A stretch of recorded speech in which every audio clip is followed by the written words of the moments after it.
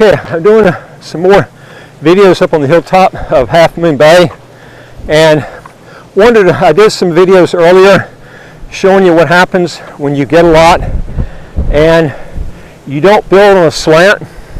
You build on the same level the guy in front of you, or pretty close to the same level, and you don't allow enough to where all your view is totally unblocked once you build that house. All right, let me give you an example of the slantness I'm talking about. You see this house right here? Now, look at the lot that's in front. You don't see anybody even builds down here, they're going to be way, way, way away from this guy's view, okay? Because he's got such a big slant in front of him. And look at the view out here, man. It's just incredible. And like I said, Half Moon Bay's got some of the most incredible views. If you take this with the Southeast Peninsula, there's not a lot of difference in the views between this and there. But God, you're talking about a lot more money. When you resell it, it's going to be easier. Rate of return is going to be better in Half Moon Bay and Frigate Bay than buying in the Southeast Peninsula. Those, in my opinion, are the three best places to live. And if you're picking St. Kitts, you need to look at my other videos. I did one not too long ago in Nevis. Would not buy there. Your traffic when you resell is a lot less. I've done several videos on the comparison of those two islands. And you're also going to have a lot less in contractors on everything. It's a lot harder, and that can drive you nuts. So you really need to boil it down to, now you're in St. Kitts, what's going to be the best areas with the best views? I'm going to tell you, for the money, it's Frigate Bay and Half Moon Bay, no comparison. I've never changed on that, never wavered on it in 17 years, okay? And this is called Half Moon Bay here again, and you can see the views will just knock you out. Now I'm going to walk up this hill where you can see the views just get better and better and better. You got to remember, folks, this country has no income tax, no capital gains tax, no estate tax, no inheritance tax. Folks, there's a property tax here that's 0.20% of whatever you're purchasing with a $29,600 US exclusion before that 0.20% kicks in.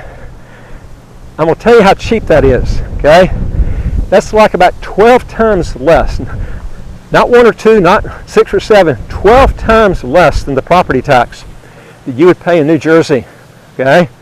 Now, can you imagine taking a tax bill, let's say that you had in New Jersey, okay, and you took that and you bought those properties here in St. Kitts. You would pretty close, depending on the situation, somewhere close to plus or minus, divide that figure by 12, okay? That would be your property tax here, okay?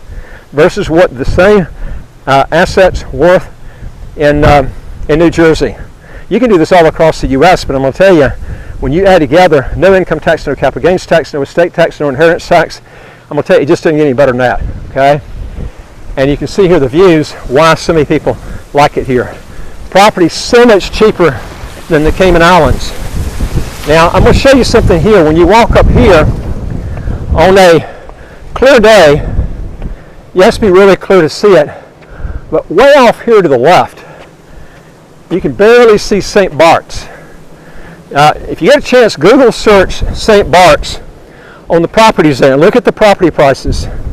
They run 24 to 27, right at 2,800 per square foot. I didn't say square meter, I said per square foot, okay? And you could take a house over here that would be, let's say, 600,000 to $1 million or $1.5 million, and St. Bart's would run you somewhere right around 7.8 to 8.7 million US dollars. Same house. The views are not going to be that much different either. I'm telling you, this is why I say one of the best deals in the Caribbean right now is St. Kitts. Not just because of the value of the land, but you add together the tax advantages, no income tax, no capital gains tax, no estate tax, no inheritance tax. Well, Tom, I can do that in Cayman, but you won't buy at this price. That's the key.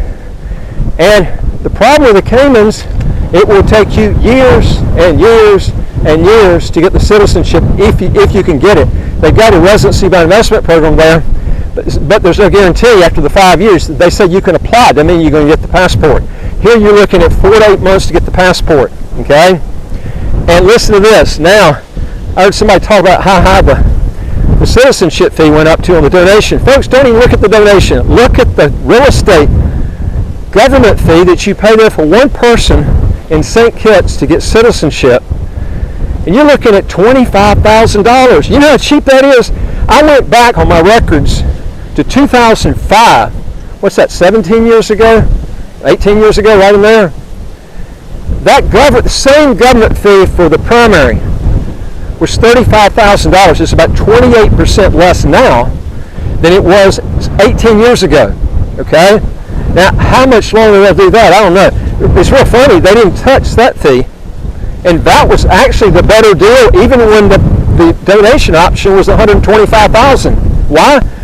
Because when they dropped the fee from $150,000, you do your math on this, when they dropped it from $150,000 to $125,000, a lot of people really got pissed off and kicked themselves in the butt for not jumping on that. But if you take the figures from $150,000 to $125,000, that's about a 16% drop. But if you take $35,000 and then drop it down to $25,000, that's a 28% drop. And they never changed it. Now, how much longer that's going to stay, I don't know. But you can't find, trust me, you can find one, let me know. I search every day, okay? I can't find one passport country in the world that has the visa travel that St. Kitts has got with no income tax, no capital gains tax, no estate tax, no inheritance tax, almost no property tax at 0.20% wherever you're purchasing, and then you got an exclusion before that kicks in, with a government fees $25,000 US. Folks, that's a steal. You're going to kick yourself in the butt for not jumping on that, okay?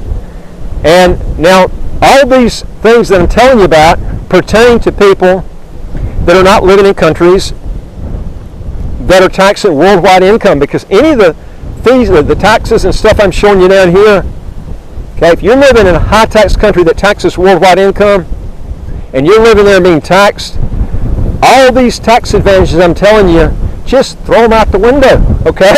They don't pertain to you. You've got to move from that country, and you're going to have to detax yourself. You might have to pay an exit tax depending on what that country is.